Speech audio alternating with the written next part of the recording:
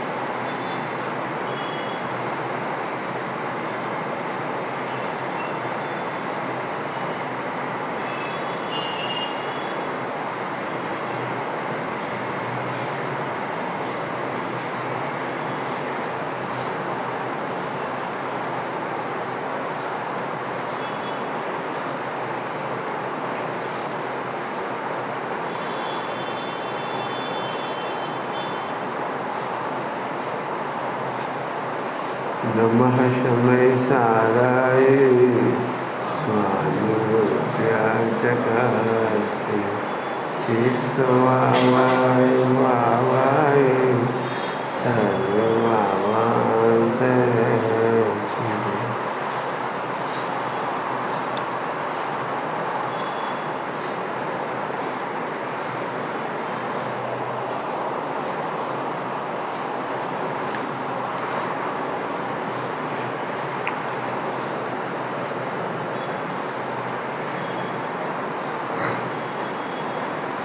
अगला छंद है।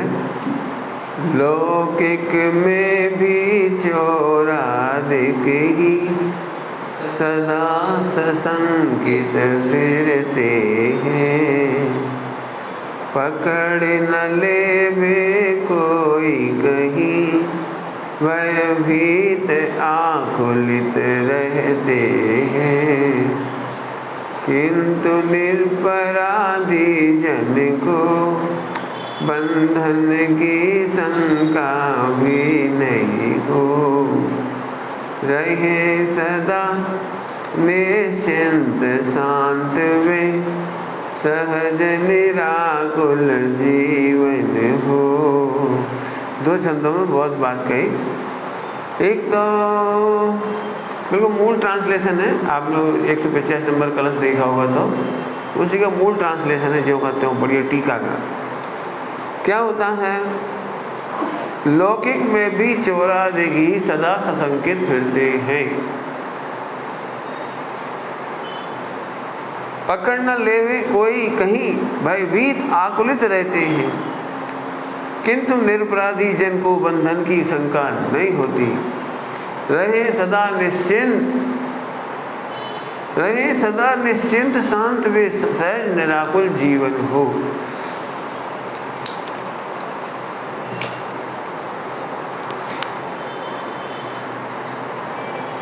बात तो सीधी सीधी है, समझ में आ गई होगी।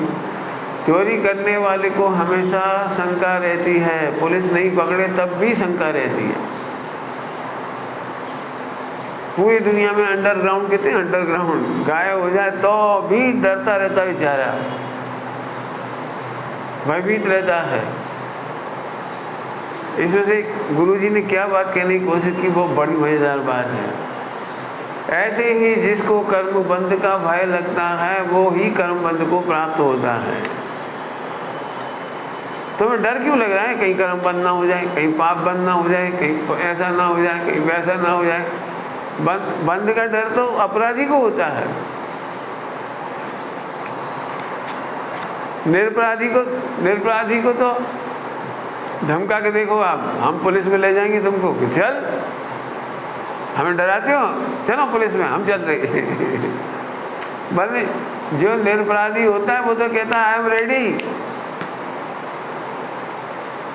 पुलिस के नाम से वो डरते हैं जिनके पास अपराध हो, चोरी की घड़ी पहने हो, चोरी के कोई सामान हो, समझ में आ गया ना? बस इतना ही कहना है। मिथ्या दृष्टि का जीवन सशंकित होता है, भयभीत होता है, घबराता रहता है। और सम्यक दृष्टि का जीवन लोक में रहते हुए भी, लोक में रहते हुए भी निशंक होता है, सहज होता है, अनाकुलित होता है, सहज जीवन होता है। तो इतने की व्याख्या करेंगे अपन। पंडित, जब तक आत्मा में स्थिरता नहीं हुई बंध तो होगा। इतना बढ़िया कलश है। बंध कदापि आत्मा को स्पर्श नहीं करता। हाँ, तुमने ऐसे कैसे कह दिया कर्म बंद हो गया तो? आत्मा में लीन नहीं हुई तब तक कर्म बंद हो गया तो? कर्म स्पर्श नहीं करते आत्मा को, तू कह रहा कर्म बंद हो गया तो? हाँ, घर में जैसे रहेंगे तो गंदगी कैसे लगेगी? हाँ, बहुत बढ़िया। जब घर में रहेंगे तो कर्म बंद कैसे होगा, गंदगी कैसे होगी? ऐसे शुद्धोपयोग में, अभी शुद्धोपयोग भी नहीं कह रही यहाँ तो, सम्यक दृष्टि कह रही है। सम्यक दृष्टि ने आत्मा को अबंध जाना है, अबंध जाना है, अबंध अस्पष्ट जाना है, अनादिकाल से बंध के बीच में अबंध जाना है। क्या बोला? बंध के बीच में अबंध, देह के बीच में अबद्ध, अस्पष्ट, अर्थोज न थी, छुआ ही नहीं है, छुआ ही नहीं है। अब क्यों फिर, जब छुआ ही नहीं तुम एक बार क्यों कह रहे कोई ने छू लिया तो, और कर्मों ने बांध लिया तो, और मेरे तो ऐसे ऐसे विकल्प आ रहे हैं, बंद हो गया तो? मैंने यहाँ समझने की जरूरत है। असल में हुआ क्या है, टेंडेंसी समझो। बचपन से बंद की शैली से सुनते सुनते जीव बिल्कुल इमेजिन करके बैठ गया कि मैं बहुत बंधा हुआ हूँ, अनादि से बंधा हुआ हूँ, मुझे बहुत कर्मों ने बांधा हुआ है, मैं बहुत दुखी हूँ। पढ़ाई है ना कर्णन योग में, कर्णन योग में सही बात लिखी है लेकिन गलत तरीके से पढ़ाई गई। क्या कह रहा हूँ? कर्णन योग में सही बात लिखी गई है लेकिन उसे गलत तरीके से पढ़ाई गई। तो बचपन से ही बिल्कुल दिमाग में घुस गया, बहुत कर्म ने बांध रखा है। कायदे से कर्णन योग पढ़ने से पहले 14 नंबर की गाथा समय सार जी की पढ़ना चाहिए, पढ़ाई जानी चाहिए। क्या है 14 नंबर की गाथा? कि पहले ये जान लो कि हम कर्म बंध की चर्चा करेंगे, वह उपचरित है। मूल में देखा जाए तो आत्मा को कर्म स्पर्श नहीं करता। क्यों नहीं करता? क्योंकि दो द्रव के बीच में बंध बंधक संबंध नहीं है। क्या कहा? दो द्रव्य के बीच में बंध बंधक संबंध नहीं है, बांधने का सिस्टम ही नहीं है। दो द्रव्य की स्वतंत्रता, इसका नाम है कि बंध नहीं सकते। तो सब इतनी बड़ी कहानी कैसे हो गई बंधन की? कि हो गई। बहुत अच्छी लाइन लिखी है, राग बंध की डोरी है। क्या लिखा है? राग बंध की डोरी है। अर्थात बंध ढूंढना हो तो राग ढूंढते ही हो। जहाँ राग दिखाई देता है वहाँ बंध दिखाई देता है। फिर से बोल रहा हूँ, वो बंद नहीं होता जैसे तुम सोच रहे हो, कोई जीव और कोई कर्म बंध गई, वो नहीं। राग बंध की डोरी है, माने राग दिखाई देता है वहाँ बंधन होता है। राग की फीलिंग बंधन की फीलिंग है। अभी समझो कुछ नहीं आया होगा, शब्द ही तो है राग और बंध, है ना? तो अभी मैं इसको समझाता हूँ, जरा समझने की कोशिश करो। खराब तरीके का दृष्टांत है, जल्दी समझाने के लिए और कोई नहीं दिखाई दे रहा, इसलिए वही दे रहा हूँ। एक लड़का और एक लड़की रोज मंदिर सही सेम टाइम पे जाते थे, मोहल्ले में रहते थे, रोज सेम टाइम पे मंदिर जाते थे। क्यों? सेम टाइम पे बस पकड़ के कॉलेज जाते थे। बताओ दोनों एक दूसरे के कौन हैं?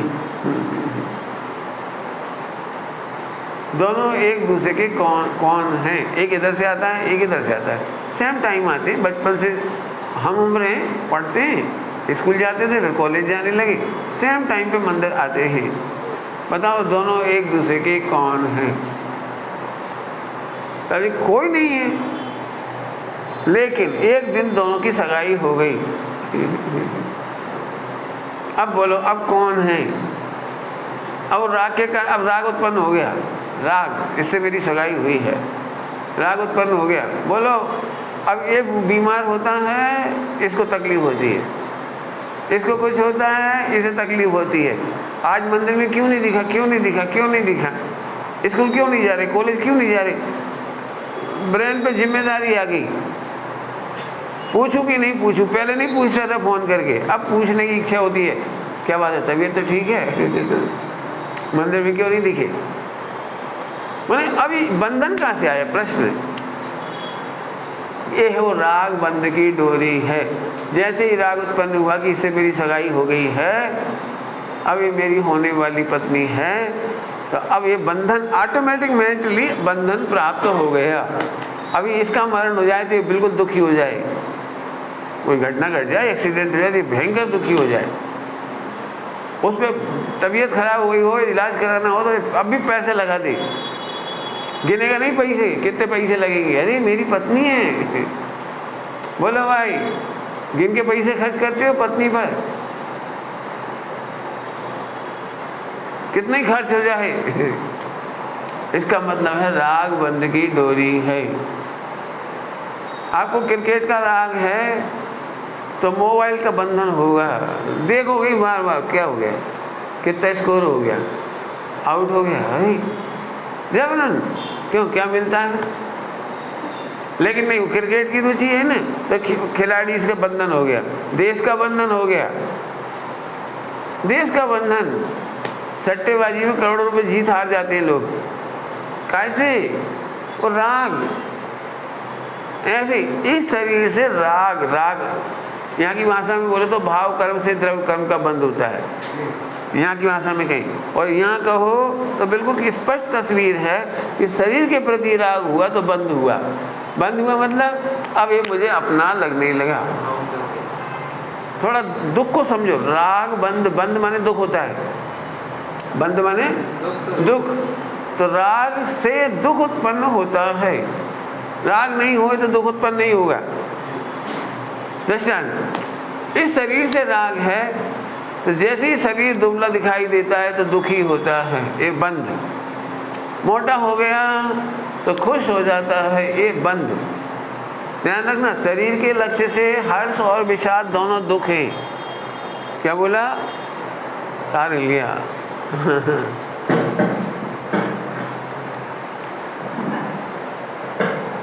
हेलो भाई, सही करना, सही हो गया? नहीं हुआ, सही है लेकिन वो हिल गया। तो राग बंध की डोरी माने पर्णक्षी जो भी राग है, राग के कारण ही द्वेष होता है, तो राग और द्वेष दोनों ही दुख है। अब जहाँ जहाँ राग होगा आपको देख लो कैसा होना चाहिए। मुनि भगवंतों को पंच परमेष्टि के प्रति भी राग हो तो दुख होगा। पंच परमेष्टि की बुराई नहीं सुन पाएंगे। क्यों नहीं सुन पा रहे? क्योंकि राग है। आप कल्पना कर सकते हो, तपस्वी लोग, आत्मस्वरूप में निमग्न रहने वाले मोक्षगामी जीव, पंच परमेष्टि का भी राग टूट जाता है, तो दूसरे साधु का क्या हो रहा है, आचार्य का क्या हो रहा है, उपाध्याय का क्या हो रहा है, अनंत का क्या हुआ, सिद्धों का क्या हुआ, कोई विकल्प नहीं। मिथ्या दृष्टि क्या कर रहे हैं, कोई विकल्प नहीं। क्यों? क्योंकि राग नहीं रहा। बहुत तप मेहनत की चीज़ है, राग नहीं रहा। तो एक बात तो समझ में आ गई कि आत्मा और शरीर के बीच में, दो द्रव्य के बीच में बंध बद्धक संबंध नहीं है। बद्ध बद्धक, बद्ध माने बंधने योग्य और बद्धक माने बांधने, बंधन करने वाला, वो संबंध ही नहीं। जितने भी बंधन की चर्चा है वो केवल फीलिंग है। उस फीलिंग के पीछे जुड़ा हुआ है राग। राग इसलिए कहते हैं कि जहाँ राग होता है वहाँ द्वेष कंपलसरी है। क्या बोला? जहाँ राग होता है वहाँ द्वेष कंपलसरी है। ऐसा हो नहीं सकता कि राग हो और द्वेष ना हो। राग की शैडो द्वेष है। क्या बोले? राग की शैडो द्वेष है। सीता जी से राग था तो राम रावण एक दूसरे के शत्रु बन गए राग के चक्कर में। सीता नहीं होती तो राम और रावण को कोई लेना देना नहीं था, आपस में कोई झगड़ा नहीं था। राम अटैक करने का लिए जाते, तो दोनों का राग ही दोनों को शत्रु बना दिया। आपने कभी कपड़े खरीदे, कपड़े, घड़ी खरीदी, कोई चीज़ खरीदी, जितना ज़्यादा राग होगा घड़ी का अपने भाइयों पर, अपने बहनों पर, अपने बच्चों पर, उससे ज़्यादा गुस्सा आएगा, उतना ही गुस्सा आएगा ज़्यादा। हाथ नहीं लगाना, नई घड़ी है मेरा नया चश्मा है, छू मत लेना, सोने की फ्रेम है। कभी नौकर उठा रहा हो सोने की फ्रेम, चश्मा अरे इतनी जल्दी नाराज क्यों हो गए कि हमें जितना राग है उतना द्वेष होगा। विदाउट राग के द्वेष होता ही नहीं। ठीक, आगे चलो। बंध क्या है?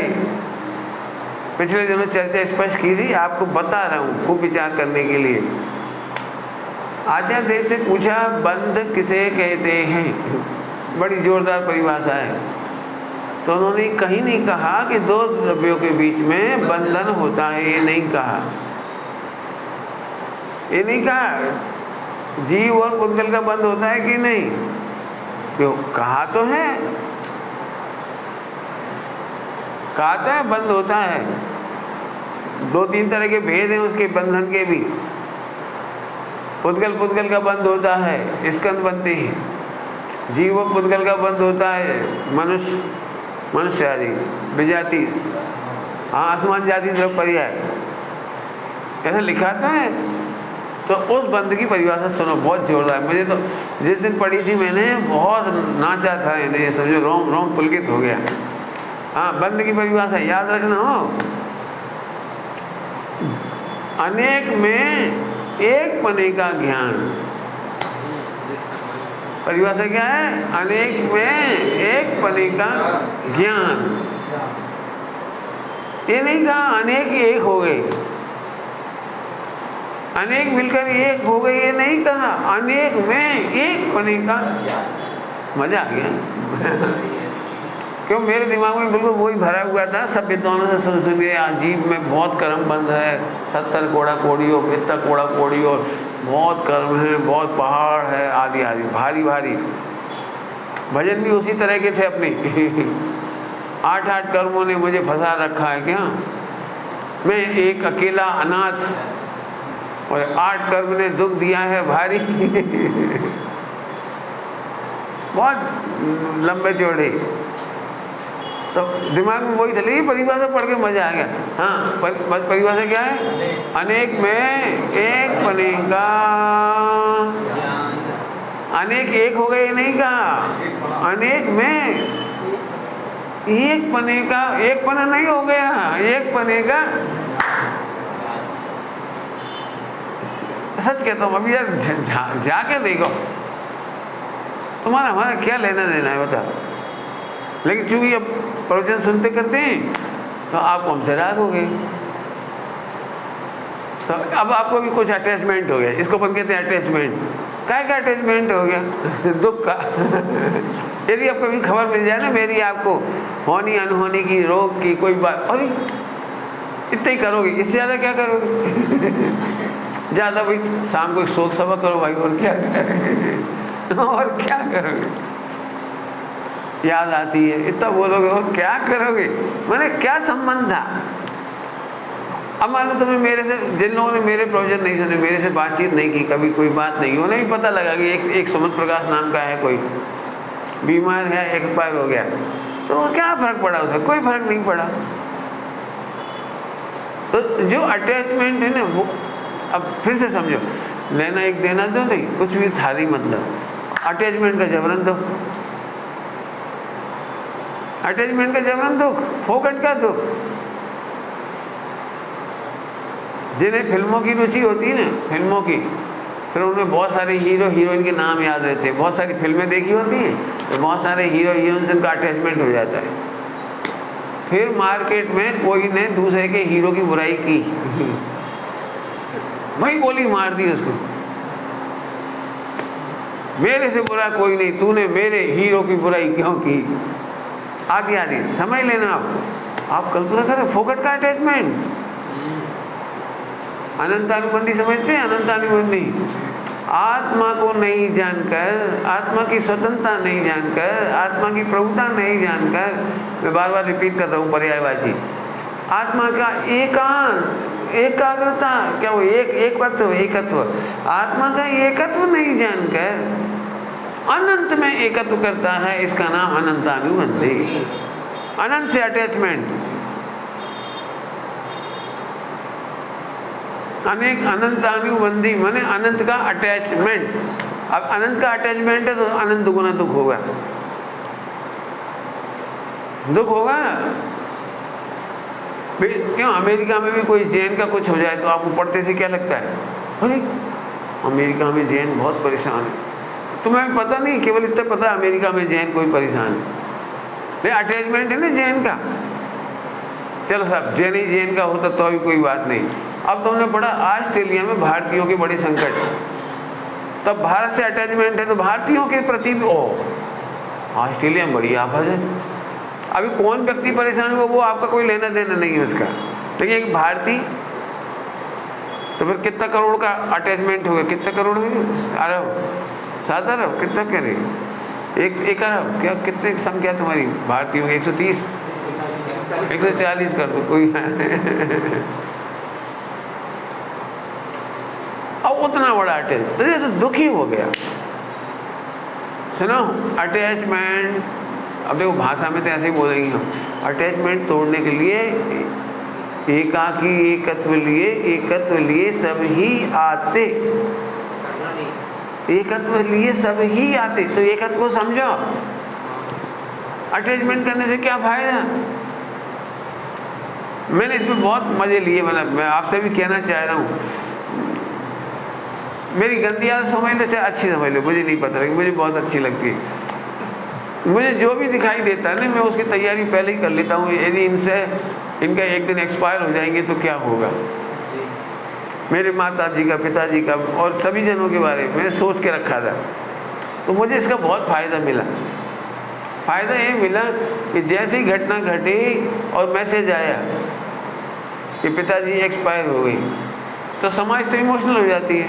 10 लक्षण पर्व चल रहा था, तो पंडित जी कार की व्यवस्था कर दी वापस चलने की या फ्लाइट बुक कर दी वापस लौटने की, तो मैं तत्काल का उसमें क्या करेंगे अब जाके, तो अंतर्मूर्ति में दाह संस्कार कर देना चाहिए, जाने से कोई लाभ ही नहीं।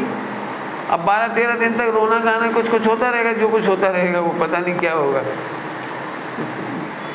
जो चले गए, पिताजी चले गए, वो नया काम तो है नहीं, थोड़े दिन बाद अपन भी चले जाएंगे हमारा उनका अटैचमेंट कितना था, इस शरीर जितना, जब तक यहाँ बैठे एक शरीर का जन्म था, निमित्त था, उतना संबंध था। क्यों? अपन को स्थायी रहने वाले तो नहीं है। मैंने एकदम एक बात बोली बहुत जोरदार कि देखो अभी वो चले गए, यदि शिक्षा ले सकते हो तो ले लो, कि उनके जीवन में यदि कोई काम बाकी रह गया तो अपने जीवन में काम बाकी ना रहे, बस उनसे शिक्षा ले लो। बाकी दुखी होने की कोई ज़रूरत नहीं। मैंने घर वालों को बोला दुखी होने की कोई ज़रूरत नहीं है, क्योंकि आज उनका शोक सभा होगी, थोड़े ही दिन में अपना नंबर आने वाला है। इसलिए यदि उनके जीवन से कोई शिक्षा मिलती हो तो रिलैक्स रहना सीखो, दिमाग में भार रखना मत सीखो ऐसे सो जैसे आज अंतिम दिन है, समाधि दिवस है, बिल्कुल कोई काम बाकी नहीं रहा सिर पे काम भारी रख के बैठे सोए तो एसिड बनेगा बिल्कुल मस्त रहो, जो हो रहा है बढ़िया हो रहा है, समझ गए? नहीं अटैचमेंट टूटेगा तो उतना उतना दुख दूर होगा। अटैचमेंट तो टूटना चाहिए, बराबर है। तो आप वापस आओ। बंध किसे कहते हैं? बोलो भाई। अनेक में ओनली ज्ञान, ओनली ज्ञान। एक तो हुए ही नहीं। हाँ, एक माना है। तो अब एक बात बताओ, मैं चाहता हूँ वर्कशॉप हो, इसके बाद प्रवचन नहीं करूँ। वर्कशॉप करोगे तो बड़े मजे आएंगे आपको। आप जरा शांति से पूरे विश्व को फैला के देखो, आप किस किस से राग में अटैच हो और उसका फायदा क्या है।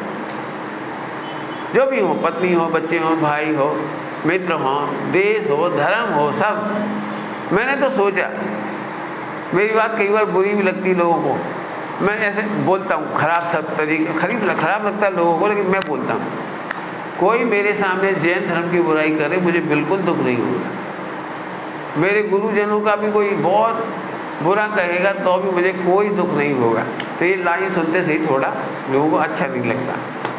इतनी तो भक्ति होना चाहिए कि अपने देव गुरु धर्म को कोई कुछ कहे तो जान लड़ा दो। तो यही तो वो जिहाद वाले करते हैं। आप बोल के देखो खुदा के बारे में, दंगा हो जाएगा, 1500 लोग निकल आएंगे फटाफट मरने के लिए। बाद में तुम रोते रहो, कुछ भी करते रहो। मैंने गुरुदेव श्री से बहुत सीखा। गुरुदेव श्री कभी भी किसी विरोध का जवाब नहीं देते थे, दुखी नहीं होते थे।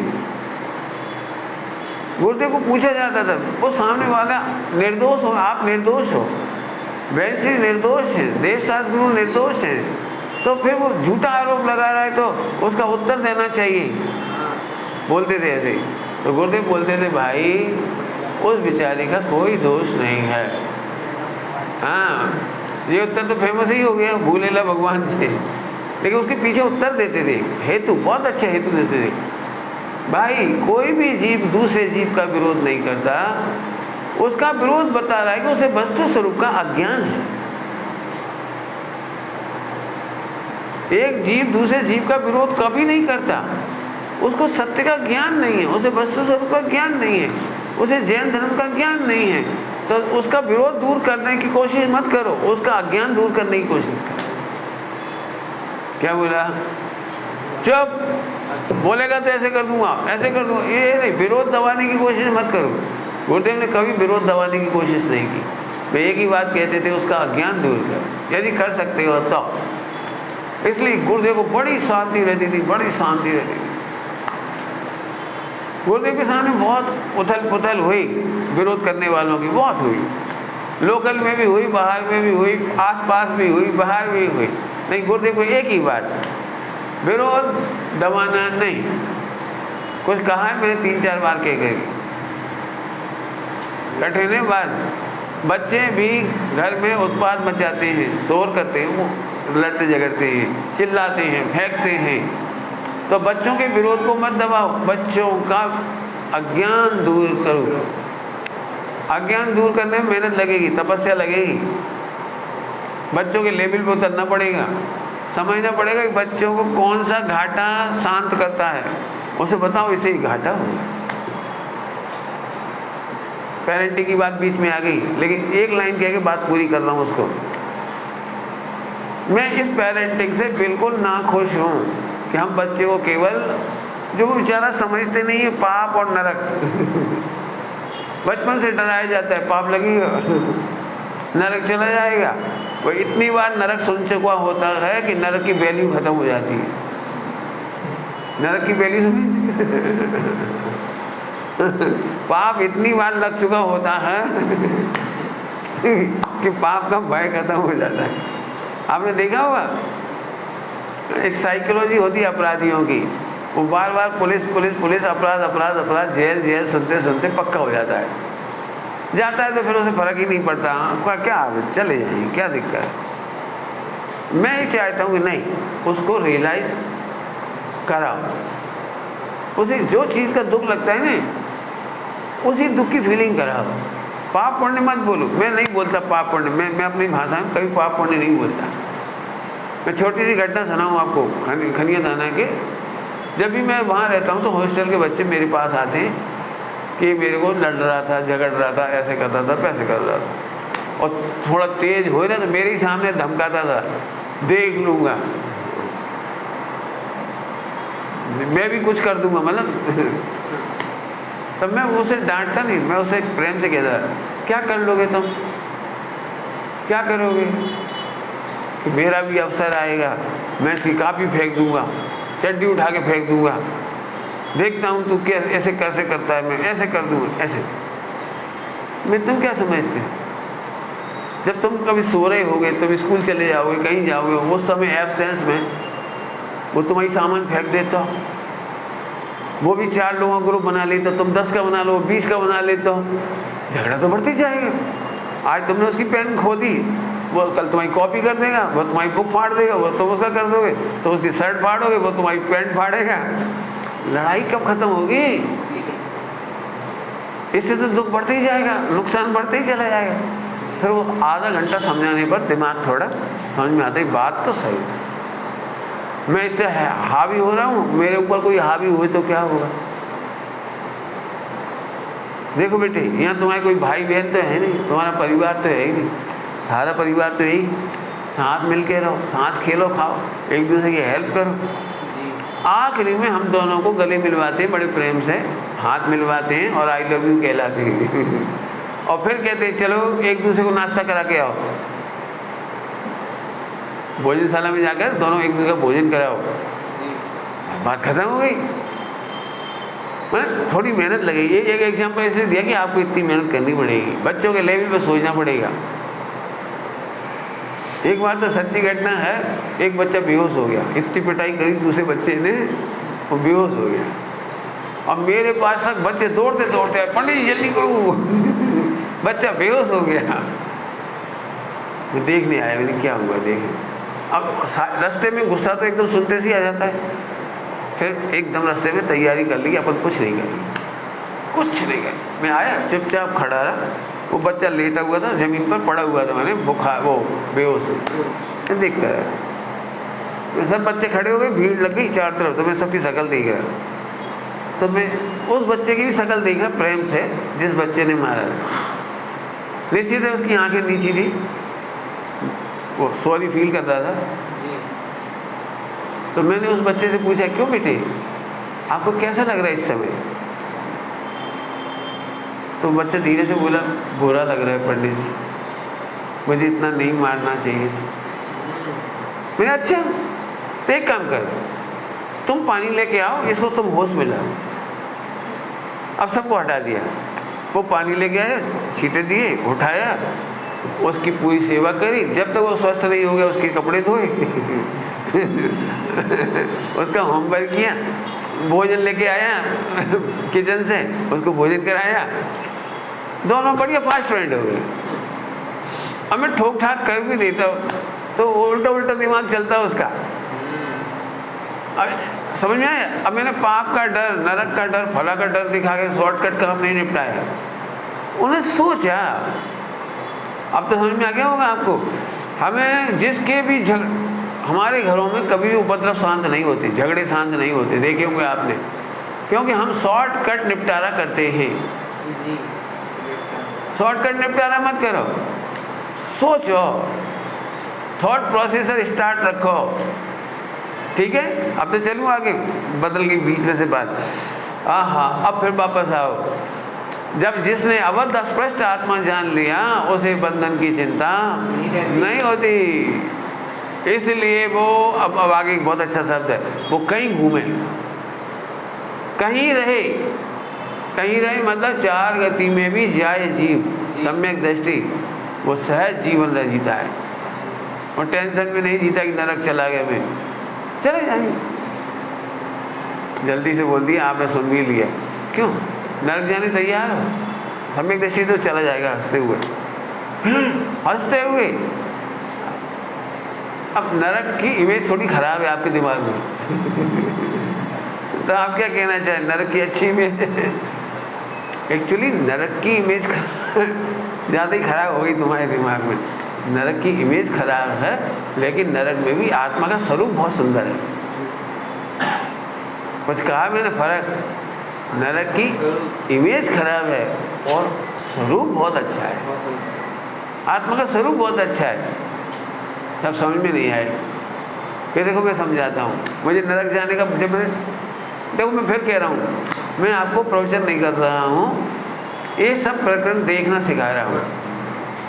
कैसे देखना चाहिए नरक का वर्णन, ऐसे देखो मस्त होकर के कि नरक में अनंत बार गई, तब तो बाल बांका नहीं हुआ। आत्मा का क्या बिगड़ गया बताने जरा,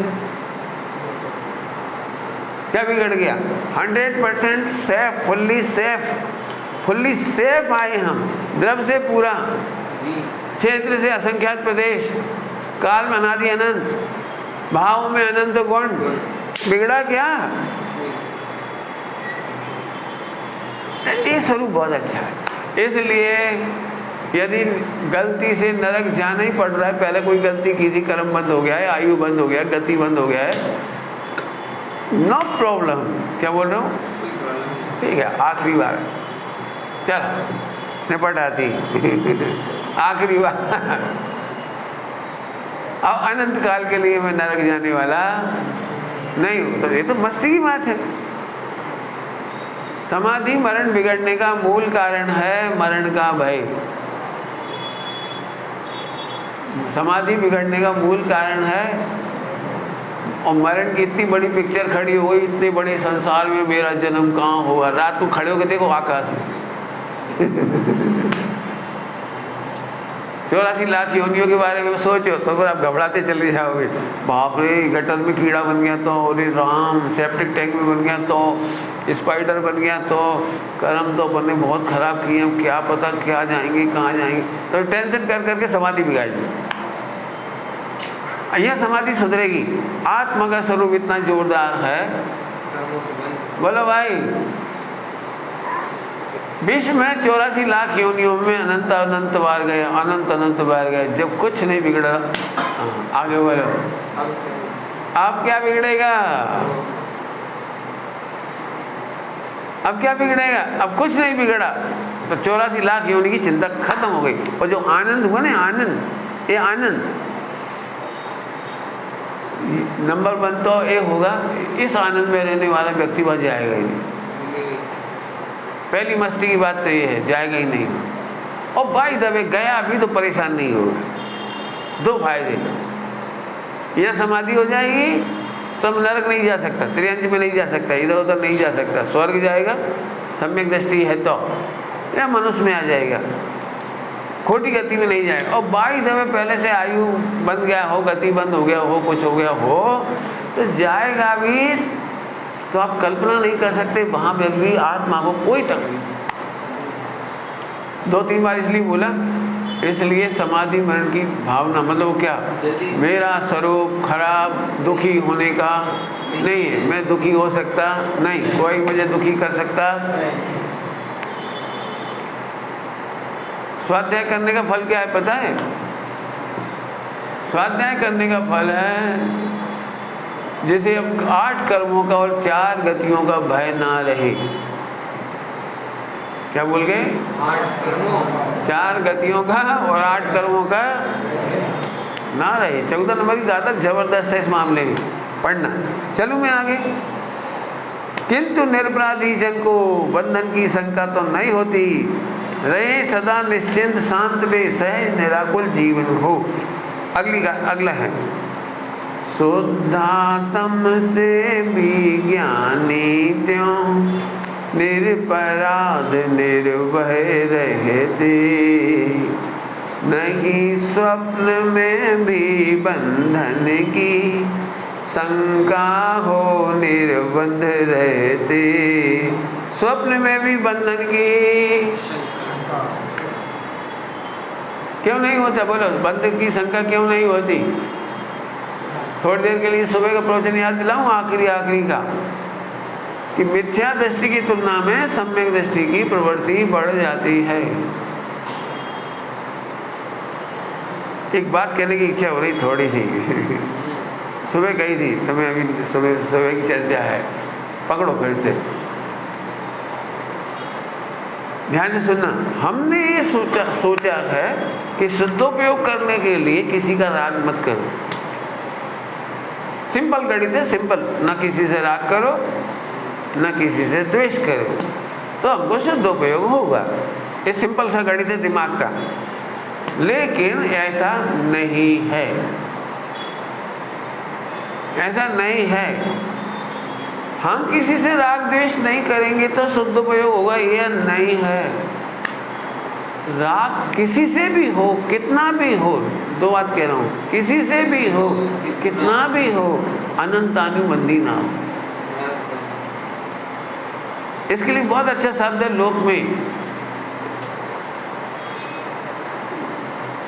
बढ़िया भाषा क्या है वो, निष्प्रह दान, निष्प्रह सेवा, क्या है वो गीता का बढ़िया, इच्छा रहित, फल की इच्छा रहित, निष्कर्म योग, निष्काम योग, ना निष्काम योग, निष्काम सेवा। निष्काम माने बिना इच्छा की। मैं यहाँ कहना चाह रहा हूँ attachment, without attachment, without attachment. आप सारे विश्व की सेवा करो विदाउट अटैचमेंट। पंडित अब तो और उलझ गए हैं, क्योंकि करे के नाम पे फिर लगता है कि खूब करना करना करना करना। फिर से समझो, मैं समझाता हूँ कैसा अटैचमेंट और कैसा डिटैचमेंट, इसको समझो। बहुत सहज है, बहुत सरल है, करना कुछ नहीं है, हुए बिना रहता नहीं है। करना कुछ नहीं है और हुए बिना रहता नहीं है। दो बार इसलिए बोला कि इस पर थोड़ा ध्यान आए। आपको कोई पिक्चर अच्छी लगती है तो आप निष्काम सेवा करते हो जगत की सबको बताते हो बहुत बढ़िया पिक्चर है, एक बार मेरे कहने से देख। ये राग क्यों आया आपको सबको पिक्चर दिखाने का? कहीं आपने बहुत शुद्ध सात्विक भोजन किया हो जैन भोजनालय में, बिल्कुल शुद्ध सात्विक, तो सबको बताने का राग क्यों आता है?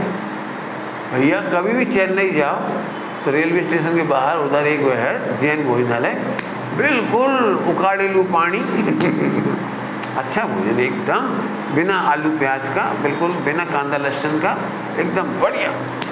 ये बात कहने की इच्छा क्यों होती बोलो? दो एग्जाम्पल दे दी। जहाँ 5 इंद्रियों के विषयों की अच्छी व्यवस्था होती है तो उसका प्रचार करता है, और आत्मा से परमात्मा बनने की बात तुझे मिल जाए तो सारे विश्व को बताने का मन नहीं करेगा। ये है सबसे राग विदाउट अटैचमेंट। क्या बोल गए हम? इसका नाम है विश्व मैत्री। मुझे आत्मा समझ में आ गया तो तुम भी समझो, मुझे आत्मा से परमात्मा बनने का मार्ग मिल गया है, बस लगे तो सबको सुना दूं, सबको समझा दूं। राग आता है वो, सुना नहीं सकता, समझा नहीं सकता, राग आता है। इसका नाम है विश्व मैत्री।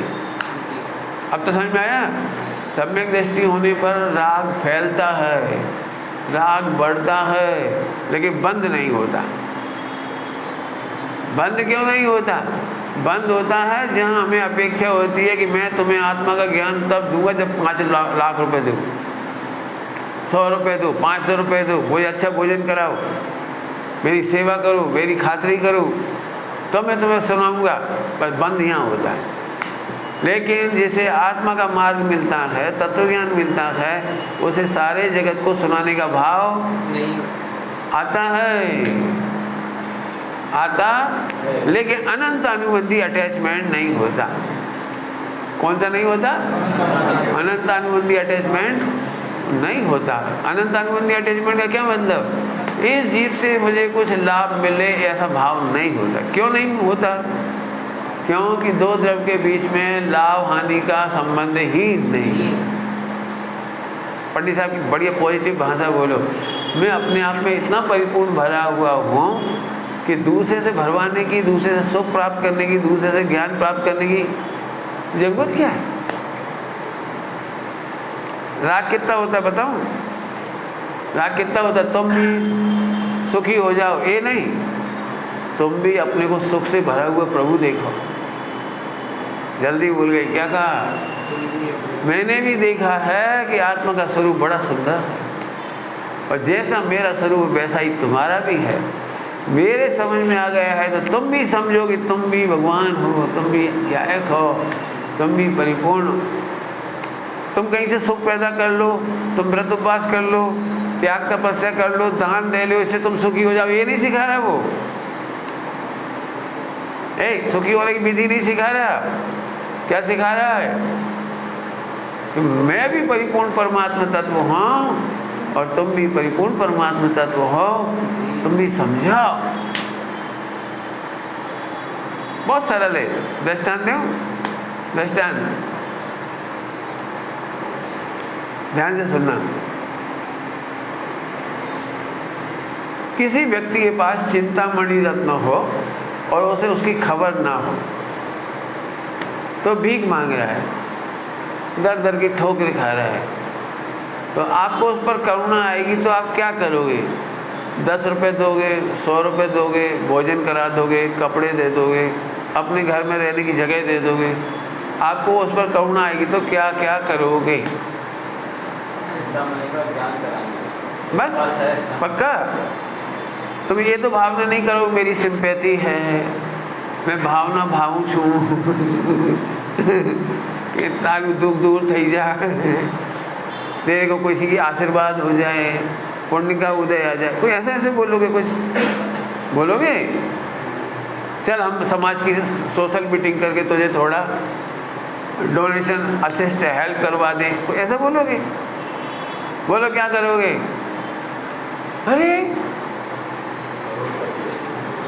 चिंतामणि, अब एनी हाउ उस पर करुणा होगी तो चिंतामणि का ज्ञान कराओगे और कुछ नहीं करोगे। जैसे आप चिंतामणि का ज्ञान कराते हो, ऐसे ही सम्यक दृष्टि जीव कभी ये भावना नहीं भाते, ये नहीं सिखाते तू धीरे धीरे व्रत उपवास कर, धीरे धीरे पुण्य कर, धीरे धीरे पाप घटा, धीरे धीरे फला कर, तेरा दुख दूर हो जाए। हमारी भावना है, तेरी प्रार्थना है भगवान से तेरा दुख दूर हो जाए।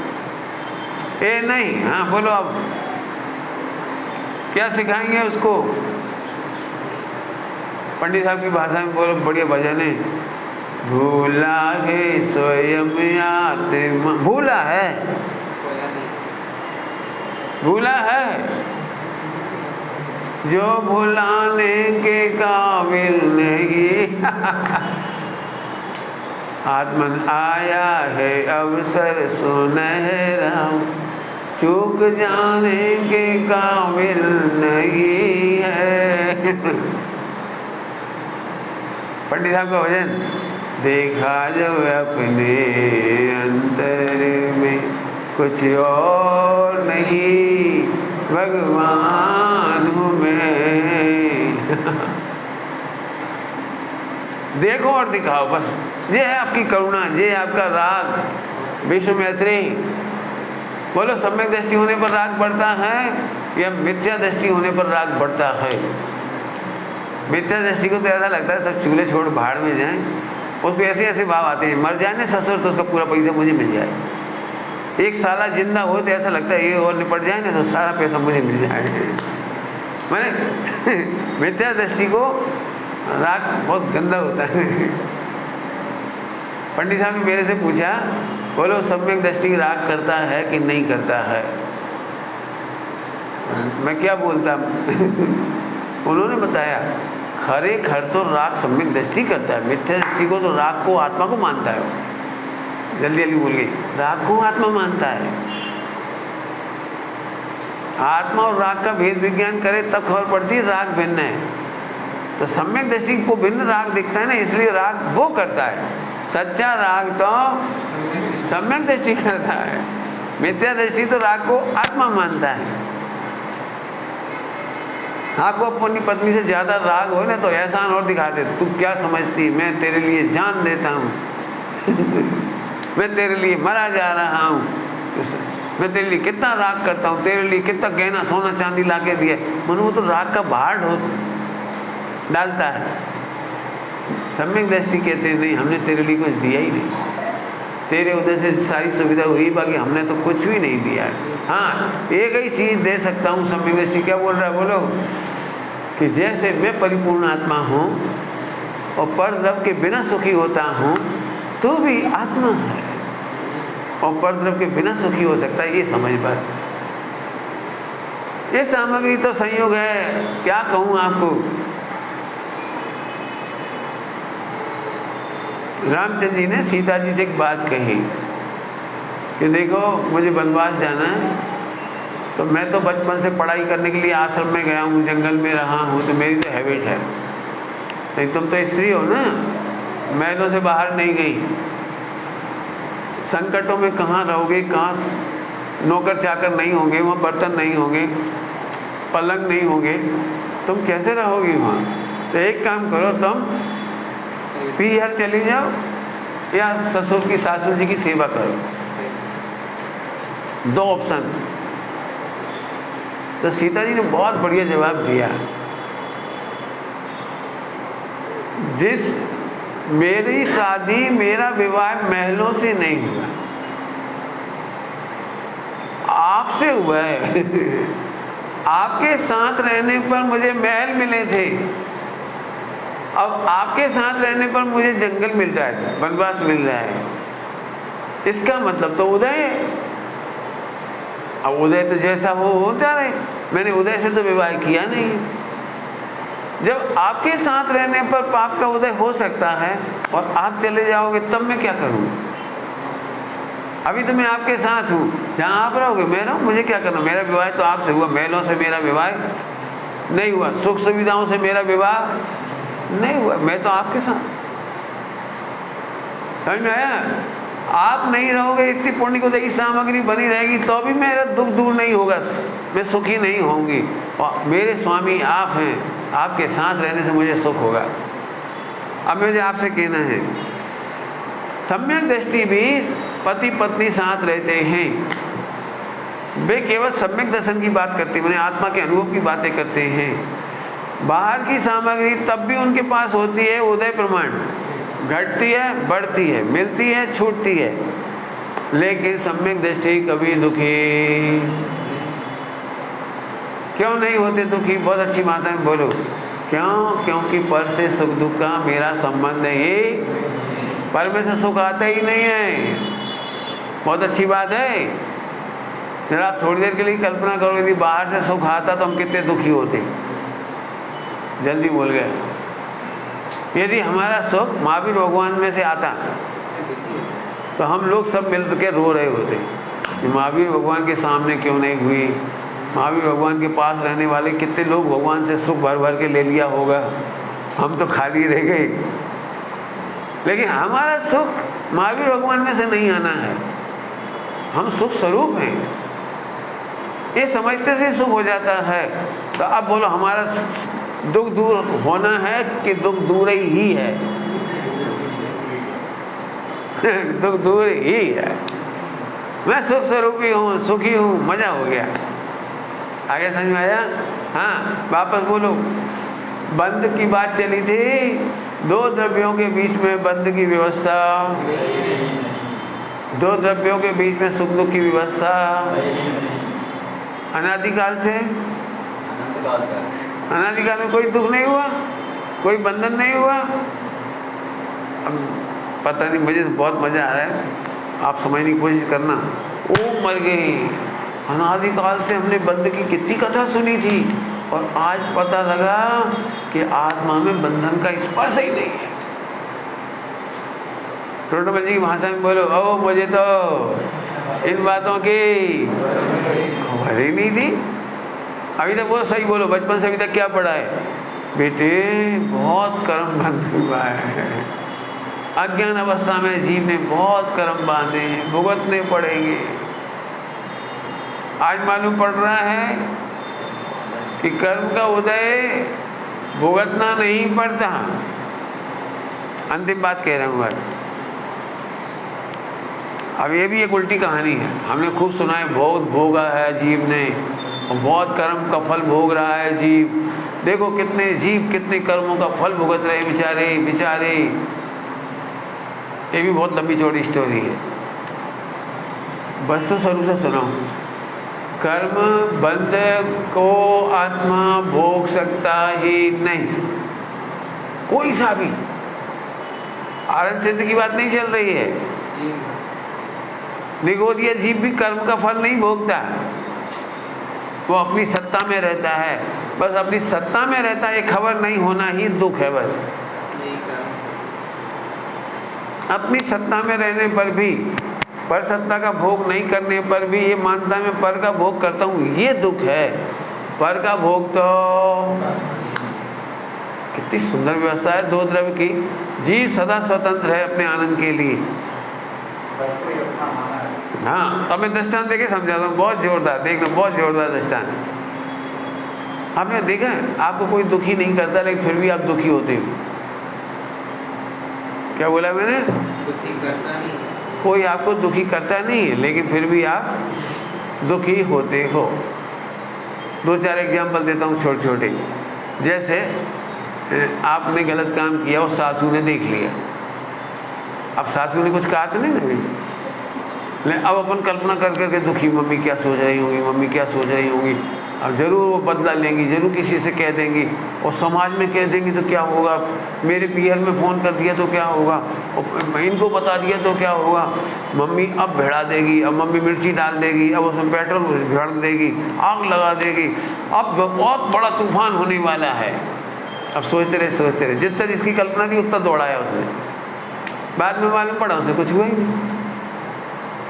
तो फिर उसने धीरे से पूछा, मम्मी आपको पता है मैं उस समय गलती कर रही थी?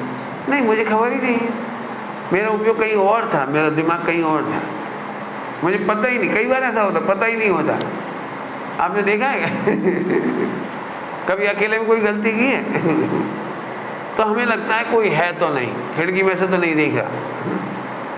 अब ये कौन दुखी करता है? बोलो, कभी पैसे वसूलने गए हो उधार, 10-50 लाख लेना हो किसी से, 1 करोड़ लेना हो, तो पहले ही नंबर यहाँ से दुख चालू हो जाता है। आज ये आदमी कहने देगा कि नहीं देगा, बहुत टालता है। क्या करता है वो नहीं देगा तो गुस्सा आ जाएगी, मैं तो आज सुना दूंगा, 4 बार हो गया, 5वीं बार आ रहा हूँ, नहीं दिया तो ऐसा कह दूंगा, आगे से उधार नहीं दूंगा तेरे को।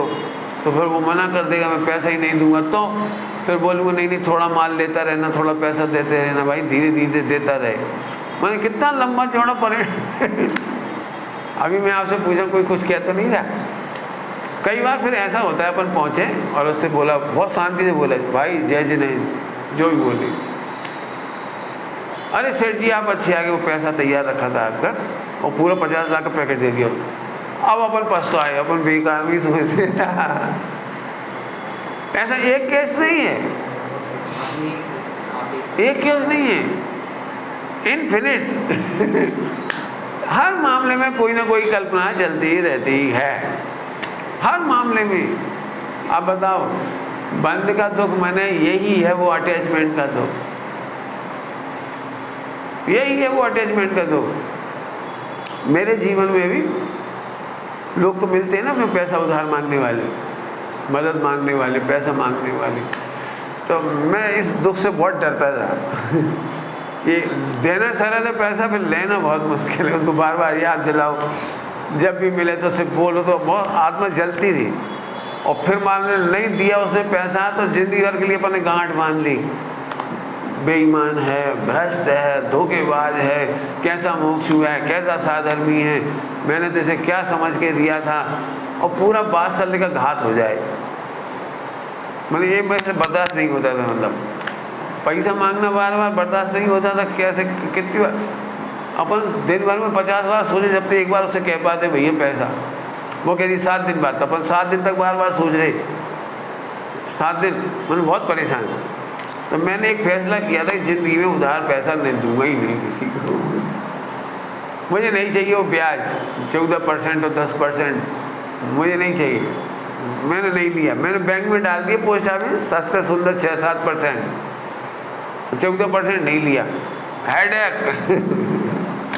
ऐसे शेयर मार्केट में जब ना आत्मा जलती है रोज, शेयर मार्केट का पैसा आज तक कोई नहीं भोग पाया, क्यों पुण्य का उदय होता है तो बेच पाते नहीं है, और हर एक के भाव बढ़ते रहे तो बेच नहीं पाता है। और भाव बढ़ते रहते हैं ना, तो जितना और खाने वाला पैसा वो और डाल देता है आदमी। नहीं, इसमें घाटा नहीं होता, पक्का है, इसमें घाटा नहीं होता। मैंने इतना, लेकिन एक बात पक्की है, उसे भोगता कोई नहीं। मैंने ये देखा शेयर मार्केट का पैसा भोगता नहीं है, हाँ दुखी जरूर होता है। रोज सुबह उठते से अखबार, समझ गए? जाओ वरन, ये है वो अटैचमेंट का दुख। आत्मा को कोई दुख देने में समर्थ नहीं है, लेकिन आत्मा स्वयं ऐसे अटैचमेंट कर करके दुखी होता है। तो मैंने फैसला कर लिया मैं किसी को नहीं दूंगा। फिर सोचा कि किसी को बहुत दशा खराब हो तो, अच्छे जीव बेचारा हैरान हुए तो मैंने प्रतिज्ञा ये की थी कि मैं मदद कर दूंगा लेकिन उधार नहीं दूंगा। दे दे, भूल जाओ, नेकी कर दरिया में डाल, भूल जाओ छोटे, तो मदद कर देता हूँ लेकिन पैसा उधार नहीं दूंगा। ब्याज के प्रलोभन में नहीं पड़ूंगा। बोनस और डिविडेंड क्या होता है तुम्हारा शेयर मार्केट का प्रॉफिट, उसके प्रलोभन में नहीं पड़ूँ। बहुत शांति है, नो अटैचमेंट। आगे समझ में आया? बस अंतिम बात, इस विश्व में किसी कर्म में ताकत नहीं वो आत्मा को दुखी कर दे। इस विश्व में किसी में ताकत नहीं है जो आत्मा को कर्म भुगता दे। पंडित साहब ने इसके लिए बड़ी सुंदर सूक्ति बोली है, कर्म का उदय भोगना मजबूरी नहीं अज्ञान है। क्या बोला? कर्म का उदय भोगना जीव की मजबूरी नहीं है, अज्ञान है। अभी बता दिया ना, भोगना कैसे भोगा जाता है, जबरन सोच सोच के। तो बहुत सुंदर चर्चा है, विचार करना। ओम नमः शिवाय।